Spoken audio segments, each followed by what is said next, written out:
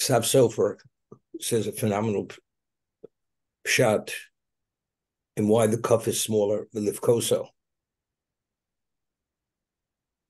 He explains that as a human being, if a person emotionally is charged and is at a level of ecstasy, and suddenly hears something which is tragic, even though he's touched, but because his emotion is at such a high level, a person in a moment doesn't change from the extensive level to a very low level. The joy which he's experiencing in his emotion doesn't allow him to fully absorb and internalize the degree and the dimension of the tragedy. That's the nature of a human being. And there's a block, so to say. So since Avram Avinu at this moment is returning from where? He's returning from the Akeidah. The Akeidah either was the last of the 10 tests according to the Midrash, but it was the greatest in terms of its value for Klal Yisrael, to guarantee the eternity of Klal Yisrael, because regardless of the degree of prosecution that Satan may prosecute us, the Zechus of the Akeidah, when we blow that Shofar Shalayil, the ram's horn, the Rosh Hashanah, it quells and silences the prosecution of Satan. That's how great the Zechus of the Akeidah is. So Avram here is coming back, and he just accomplished something Satan tried at every step of the way to prevent it from happening. He did not succeed, whether he came as a raging river, or even at the end, when the Ayil was running towards him, as Rashi cited in last week's Parsha, to be able to actualize his intent, because when he slaughtered the Ayil, every nuance of action he did to that Ayil, he says, I would have done this to my son. The shechita, the receiving the blood, the sprinkling of the blood, the burning of the limbs and the innards, it's as if it would be my son's.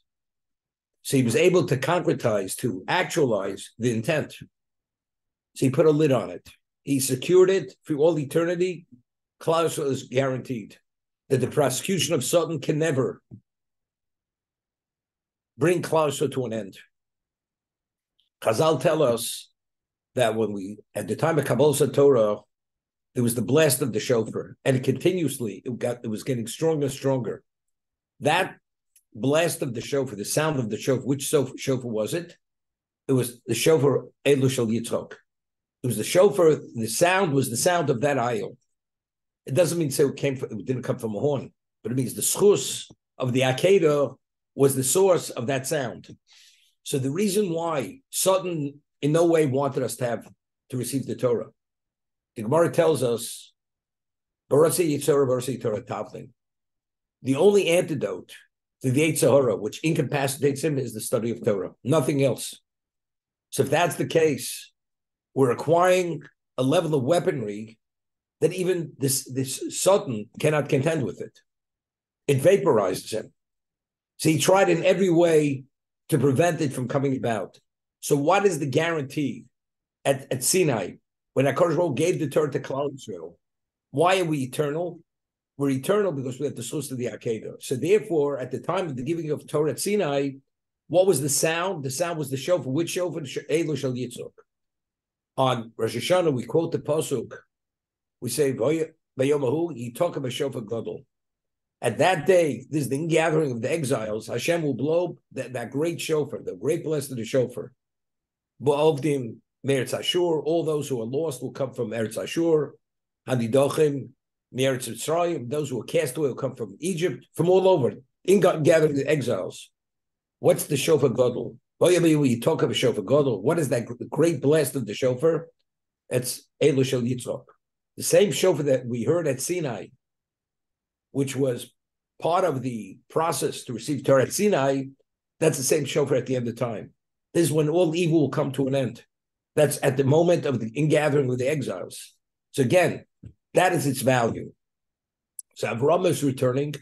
He's at a level of ecstasy what he just accomplished. Now he's struck with the tragedy of the passing of Sari Menu, who was his partner in everything in life, as we had earlier. Hanefsha Osad Choron, the souls they made in Choron, Avram Begairis HaNoshim, the Sar Begairis HaNoshim. He converted the men, she converted the women to monotheism. Now he's struck with this tragedy. It's tragic. And he appreciated Sari Mena. He understood who she was. In prophecy, she was greater than he was. Nevertheless, because of where he was, mentally, emotionally, he wasn't able to fully internalize the tragedy. Because emotionally, he was charged at that special level. That's the reason why the kuf of Lifkosa is smaller, to indicate that the crying there was a blockage that he couldn't fully internalize the tragedy, although he understood the tragedy. That's the Ksaf Sofer. So what I understand is this, just to appreciate what is being said. We say that later we find when Sarah is not here, and he instructs Eliezer, his servant, his slave, to locate a wife for Yitzchak, who's the future patriarch. But the Torah prefaces on Hashem Berech Avram Bakol. Hashem blessed Avram with everything. And Rashi cites the famous Chazal. What's Bakol? Bakol is B'gematria Ben. The numerical value of Bakol is Ben. But literally, what is Bakol? Hashem blessed with everything. What is, to Avram Avinu, what is everything? He has tremendous wealth. He has renown in the world. He has tremendous accomplishment. But what was Bakol? Bakol was the Ben. That he was able to father the future patriarch, that was it all. Everything else paled to that. Because what was Tavram? What was the primary and the only thing that meant it made a difference? That there's going to be a Klal Yisrael. What guarantees there's going to be a Klal Yisrael? There's a patriarch and you need a matriarch. Because he understood what that Bakol was, anything that is not going to allow that Bakol to actually come to fruition and become a reality, Avram will take every precaution. And that's why he bound Eliezer, his servant, with an oath that if he should violate it, he forfeits his share in the world to come and his physical world. That's how bound he was. And that's why he said, and if you can't find the wife, you're absolved from the oath, you're not bound. Just don't bring back anybody else. Because since he understood what Bakol was, that was Avram. So the Akeidah guaranteed the Bakol, that this Bakol, this Yitzchak that he has, he's eternal. Nothing in any way will undermine it and not allow it to evolve to Kabbalah Torah. And even when we have Kabbalah Torah, what will guarantee the Klal Yisrael? It's because we have the schus of the Akeidah. That's why the kaf is a smaller kaf. We find that Sari Menu, it's interesting, Sari Menu, she wanted to have a child. Why did she want to have a child? And because she understood her value is to be the mother of the future patriarch. That's what she understood. Because again, as Avram understood his value, that ultimately there has to be a Kabbalah Torah. And it's only if you have the patriarch and matriarch producing a quality of a people that have relevance to that, it's going to happen. So what happened was she saw Yishmael Mitzachik. She saw Yishmael was Mitzachik. And Mitzachik doesn't mean, Rashi says, Gili Arayas, Avodah Zorah, Ritzich, whatever it is. She saw it has relevance to the cardinal sins. Definitely, she saw nuances of that kind of behavior, and she said, Lo Yirezeh im Bincha Yitzchok. Since he's the future patriarch, any level of influence which may impede or detract from that level of development, she and her son cannot be in the house. They have to be driven out. At all costs, she cannot be here. Because what's at stake? And what does Hashem say to Avram? Since she's a greater prophetess than you are, she has a greater sensitivity to this. So those nuances of influence, as subliminal as they may be, they will detract from Yitzchak. If that's the case, she has to be driven out. Because it will interfere with the development of Yitzchak to be that ultimate patriarch to produce that Yaakov ultimately will be the father of the Shiftei Koch. That's the understanding. So just as Avram understood what we're talking about over here, that's the Koch, what he was able to accomplish. Sari Menu initially when she was mentoring Yitzchak, and that's the reason why when she heard that Yitzchak, or believed that Yitzchak, his life came to an end, she couldn't deal with it. She expired. So if you remember, I mentioned in the past, the Rambam tells us in Hilchos Tshuva that if a person's a tzaddik his whole life, and the last moment of his life, he regrets that he ever did any act of mitzvah, his relation with God, it's called Toel Rishonos.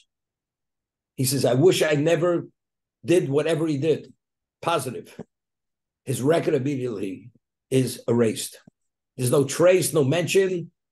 And although he's a tzaddik, every moment of his life was fully invested. It doesn't make a difference.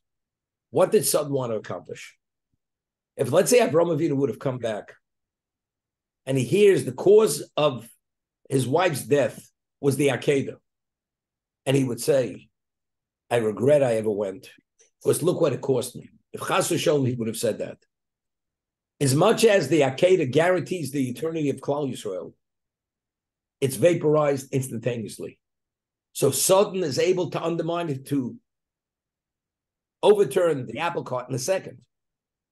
And Avraham Avinu, he heard it, he eulogized, he cried. What did he do the first thing? Not a word. He sought out a burial plot, a burial location for Sarimane. That's the Morris Machpelah, the acquisition. But what was Sutton? Why did Sarah have to die as a result of the Akeidah? Because that was the last ace up Sutton's sleeve to be able to negate the Akeidah, that the Akeidah should not be in place, which will guarantee the survival of Klal Yisrael. Because the only thing which could quell and silence the prosecution of Sodom is only the source of the Akeidah. After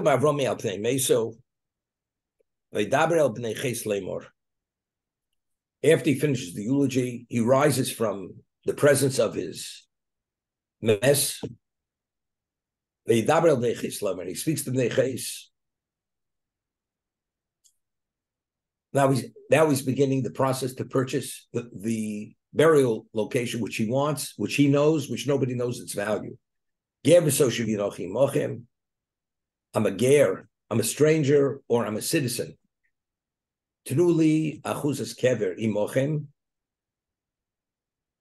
Give me a grave among you, v'ekra mesim l'fonai, that I should be able to bury my corpse l'fonai, which is in my presence now. It's something I have to attend to. It's first and foremost.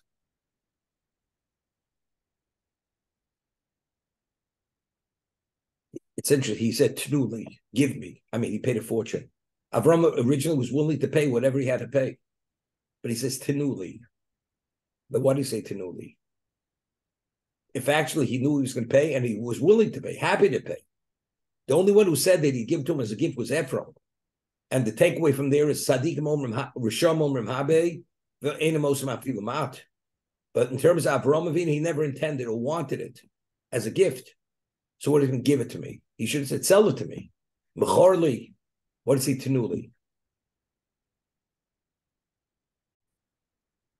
Thinking we find that Yaakov, when he went to Lavan, and Lavan asked him, so what's your wage? What do you want to be paid? He says, I want nothing. But I want the hand of your daughter, Rachel. And I'm willing to work 7 years for Rachel. And Lavan was a tough employer. He took a pound of flesh out of Yaakov. 7 years, hard labor. But the Torah says it was kiyom machodim. It was like a few days. It was 7 years hard labor, but it was kiyom machodim. And they ask a question. I mean, if he wanted it to happen as much as yesterday, whatever you want so badly, it's like forever. So why were the 7 years kiyom machodim? That's a question. Simple question. Obvious question. Now, Lavan himself, as I mentioned, the Gemara tells us that Yaakov Avinu, his radiance, was a semblance of the radiance of Adam Rishon.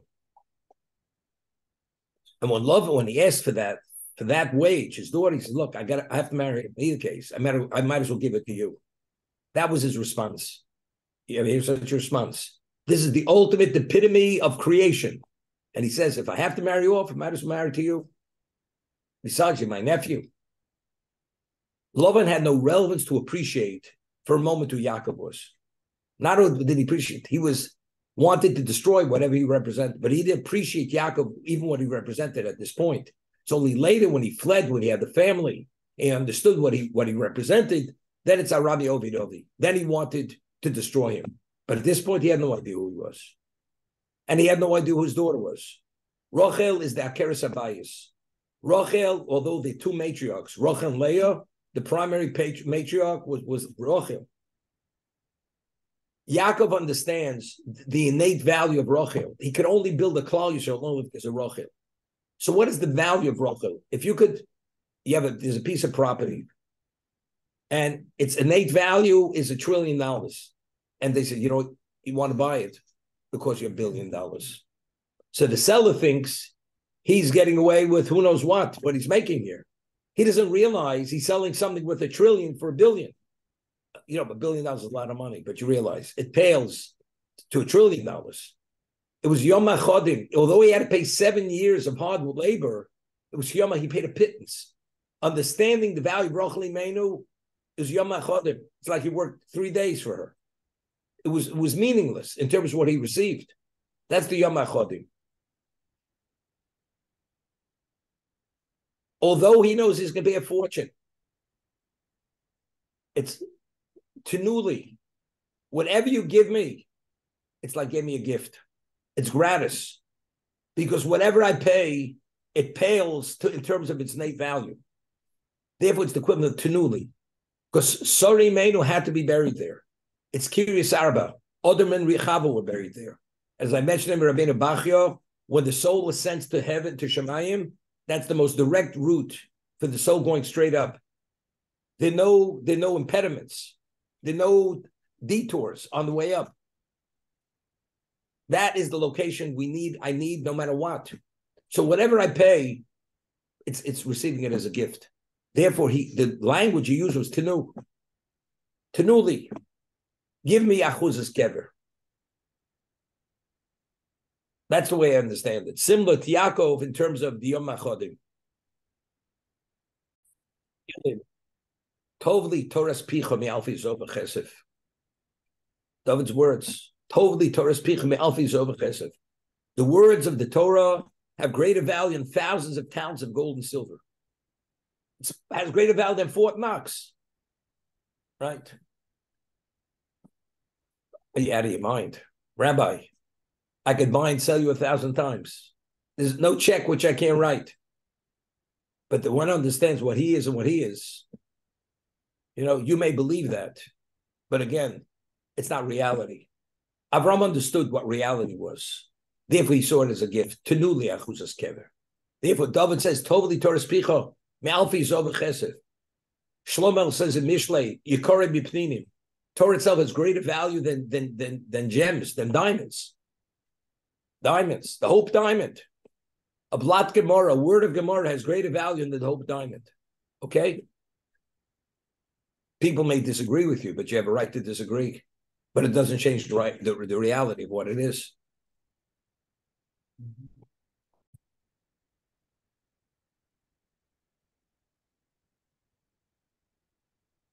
They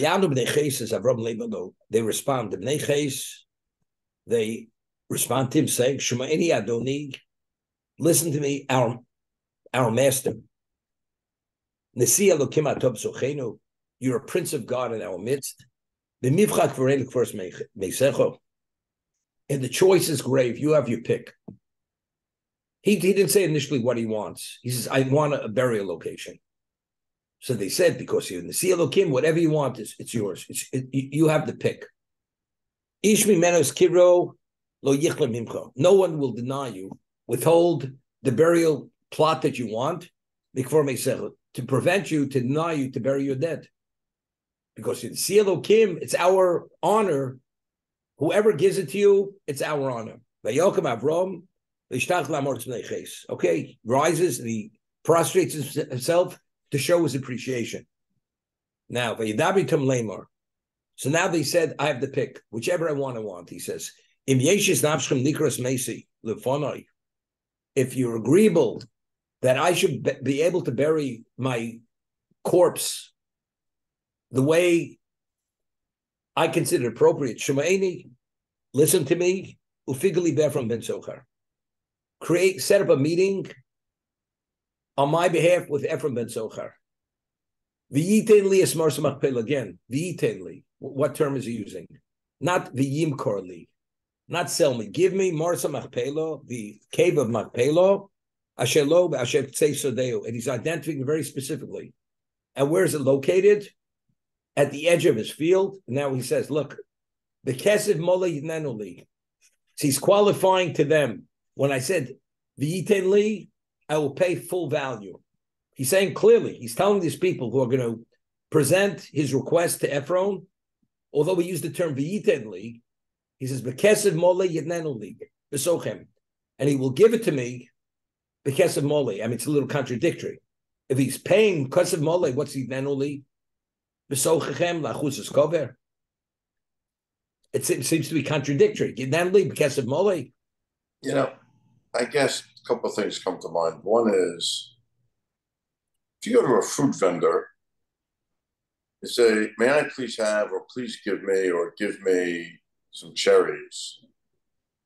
The discourse is not, please sell me some cherries, right? It's sort of give me some cherries or some version. Right, good question. But let's talk.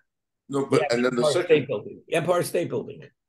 You go to the one who owns it and say, could you give me the Empire State Building? Or you say, do you want to sell me the Empire State Building? That's a pound of cherries. Could you give me a pound of cherries? Then you tell me what the price is. When you talk about a piece of real estate of that value, it's not, could you give me? You don't give me. I'm interested in buying it. Are you agreeable to sell it to me? It's a whole different terminology. I understand. So, and then the second thing is, he may have said, give me to specifically draw the contrast between something that would be given to him and something that he would be sold or that he would purchase, right? So that he could actually draw this distinction that he wasn't either being offered, obviously he was paid a premium, but that it wasn't being given for free. It wasn't being given to him at a discount so that the seller could have some claim later. So that there's to draw the distinction between the two. And the last thing may have been for Jewish posterity to know that Ephron was a bad guy, and that the Hittites were. I mean, the last comment you can make, I would respond very, very simply. He could have said, I'm willing to buy it. He says, consider it a gift. He wants to show how magnanimous he is. Consider it a gift. At the end of the day, when it comes to sign the contract, he says, so where's the bag of money? Where's the Brinks truck bringing in all the bullion to pay for this, the gold? It could have been done that way. It could have been done the way that as I just described. The second point you made, the Or Chaim HaKadosh addresses that, which was ingenious. The Or Chaim says, what we learned Azov, right? The fourth parak in Bava Metzia. What's the halacha if the seller doesn't understand the value of something he sells it below market, way below market? It's not a valid transaction. It's called ono, right? Up to a certain point, you have to return the overcharge. If it's beyond that, it's not a valid transaction. Avraham Avinu knew how shrewd and conniving this Ephron is. He knew. He's covering his base. He says, Yitnu, give it to me as a gift. Once you give it to me as a gift, that I'm paying, the transfer is not based on the price. So as a result of that, later, everyone wants to say, the reason why I gave it to you is because I sold it and I gave you this because in the Elokim, you duped me, you fooled me. Something, I never asked to buy it. I asked to give it as a gift. I'll compensate you separately. But what is the basis for the transaction? It's a gift. Once it's a gift, it has no realms to know. It's not you underbought it. You didn't underbuy it. You gave it to me as a gift. That I paid you, and you said I gave you the gift, it's worth less than it's worth. That's not part of the discussion any longer. Because I asked you to give me as a gift. And you gave it to us later when you wanted the money. I gave you the money. That's an addition. That's unrelated to the basis for the transaction. That's what Orach Chaim HaKadosh learns, which is touching upon what you're saying over here. Because he understood exactly who he was dealing with. Then ultimately he's going to contest the transaction later, and after he buries, he's going to reclaim or later down the road, he'll reclaim the property, saying it's his. When Hashem comes to Yaakov after 20 years, he says, it's time to go back. Right? So what does he do? He summons his wives to the field, and he says to his wives, for the past 20 years, I've worked for your father at a level which is more than slave labor. I had no day, I had no night. I worked in the heat, I worked in the cold, and this and that, and I compensated for things that I wasn't obligated. So he told him, he put him through the ringer. Lavan treated him worse than a slave. Yaakov never said a word. That only comes to magnify the question. That's Yom HaChodim. You think Yaakov didn't know who Lavan was? Yaakov understood who Lavan was, but it didn't make a difference. He understood when he saw Rachel immediately, it says he cried. Because why did he cry? For two reasons. He saw that she wasn't going to be buried with him, although she was the primary matriarch, because she had to be on the roadside when Klal Yisrael goes into Golus. It's Rachel and Vakal Boneo, but factually she's not going to be buried with him. And the other thing he says, because he had given all his wealth to Eliphaz, who had pursued him to kill him, so he couldn't give her gifts, which is a separate discussion. Because we find when Eliezer put the bracelets on Rivka and the nose ring each had a representation to secure something in the future. Shnei luchas habris, machzah shekel. So the action to the matriarch actually creates a dynamic which guarantees something in the future. Yaakov, because he didn't have the gifts, the jewelry to give to her, Rachel being the primary matriarch, he was denied that. That's why he cried.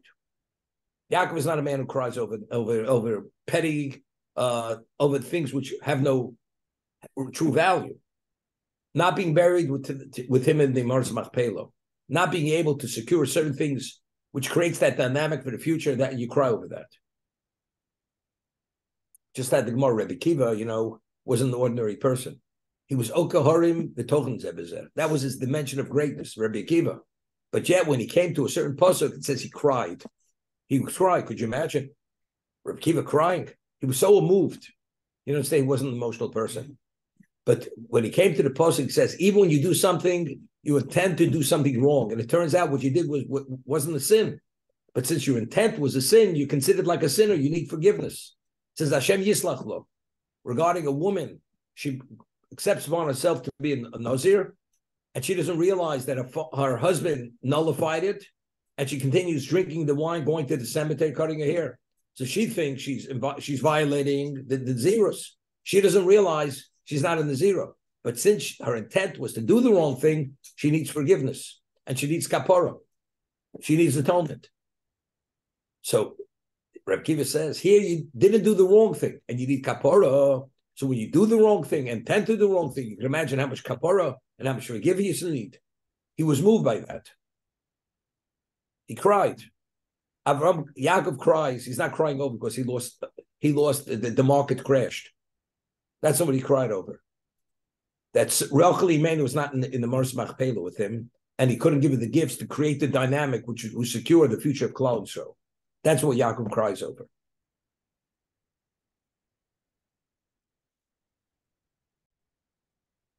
Lo Adoni, Shmoni Asodon Sati Loch. So what does Ephraim say? He says, I want to purchase it. Kesef Mole, I'm willing to pay full value. So Ephraim responds, Lo Adoni, not my master. No, my master. Shma'eni, I want you to listen to me. Asodon Sati Loch.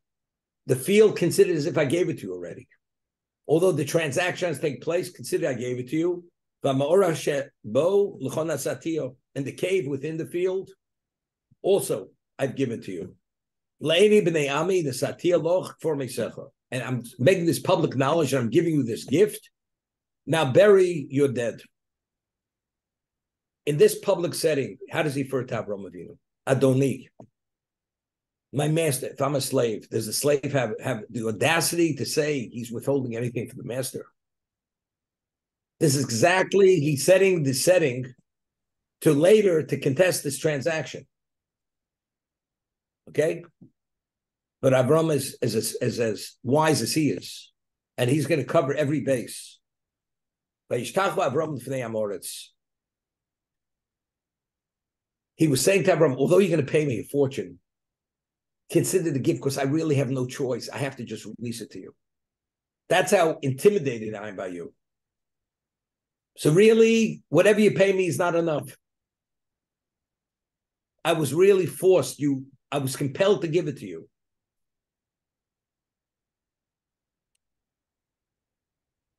Now,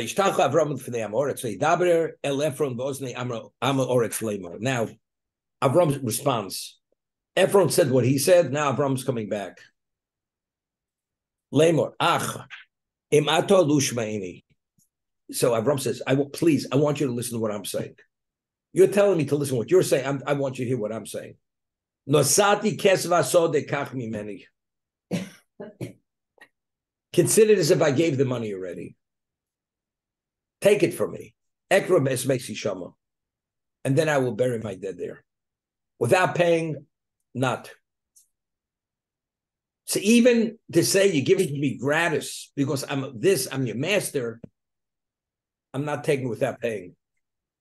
So even though you consider it a gift, but don't tell me that you have no choice because I said I'm not taking it unless I pay. So he's cutting him off every pass, Avram, that later if he's going to want to contest it for A, B, or C, every one of those reasons don't exist. That's what Avram is creating. It's in that context of the transaction.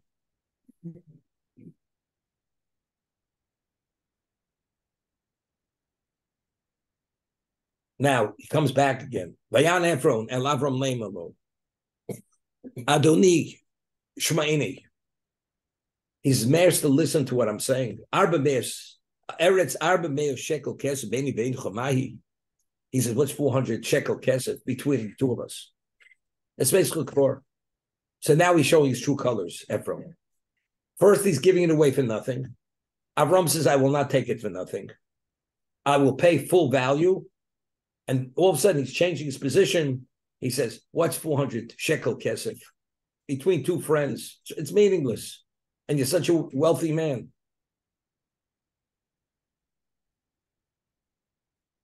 Vayishma Avram el Ephron. Vayishkol Avram Ephron es hakes yadi be'osnei bnei ches.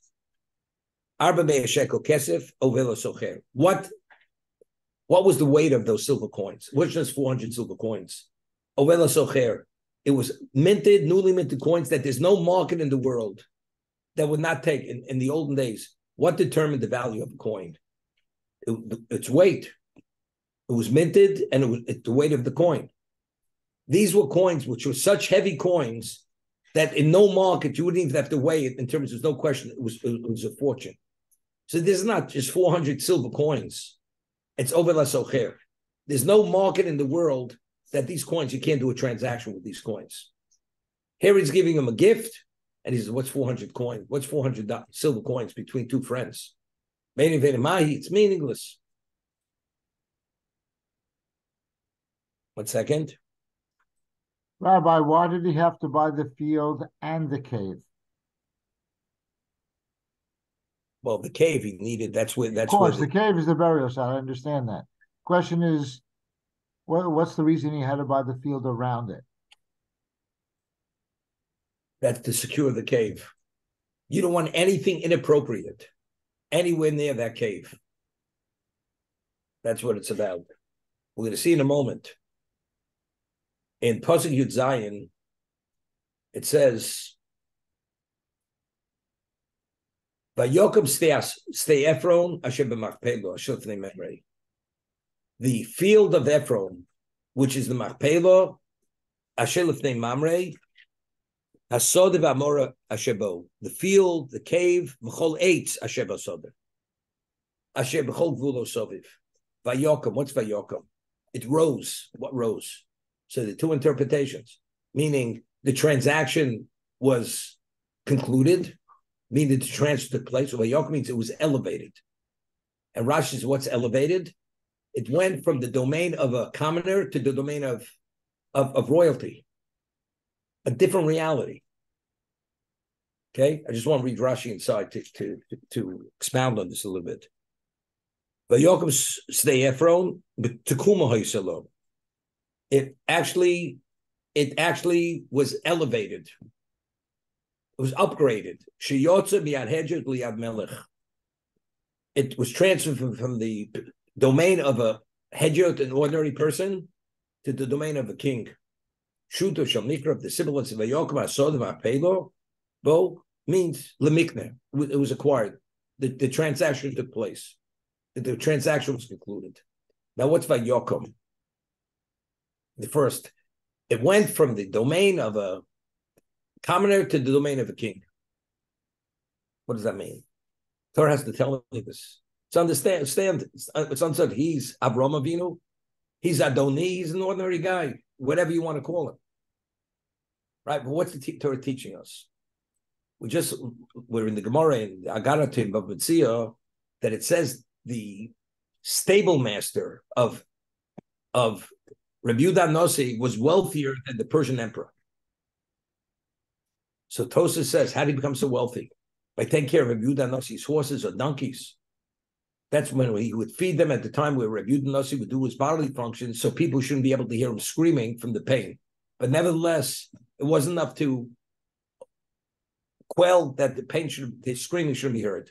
So Tosas says something interesting. We find that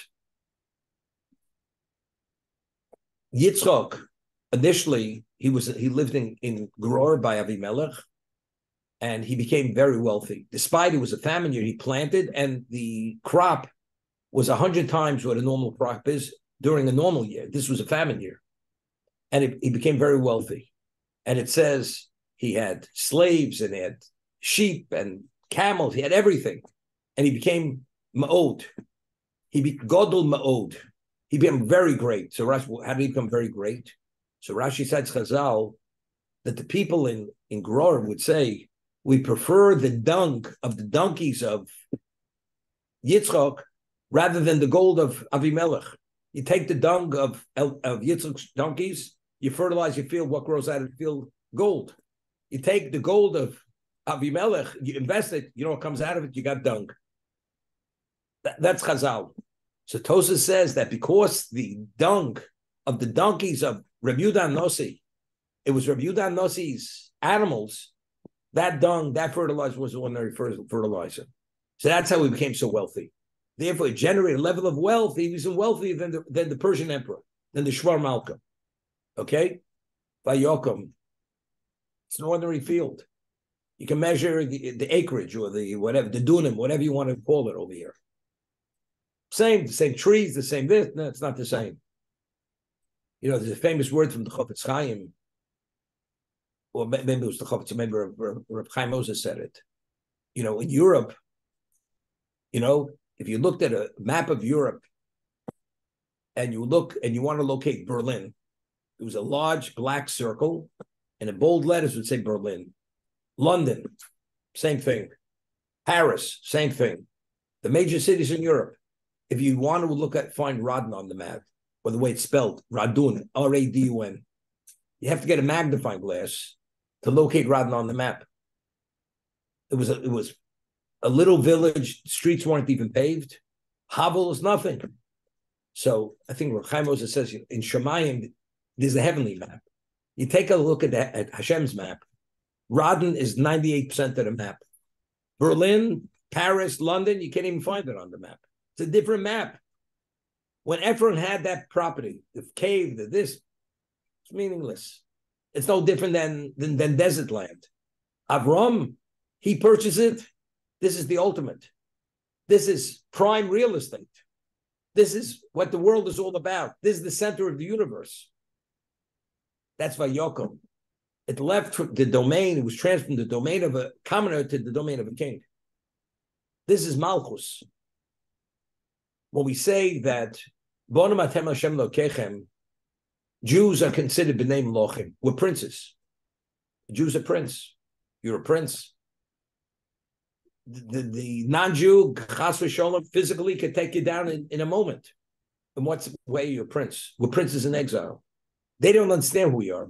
Who evaluates the value of who is anybody? You know, a person has 1,000 miles of land in Texas, and he has more manure than anybody in the world. But what's it worth? In Hashem's eyes, you know, it's just endless amounts of manure, fertilizer. One Jew, what is it? One Jew is the equivalent of all existence, to be continued.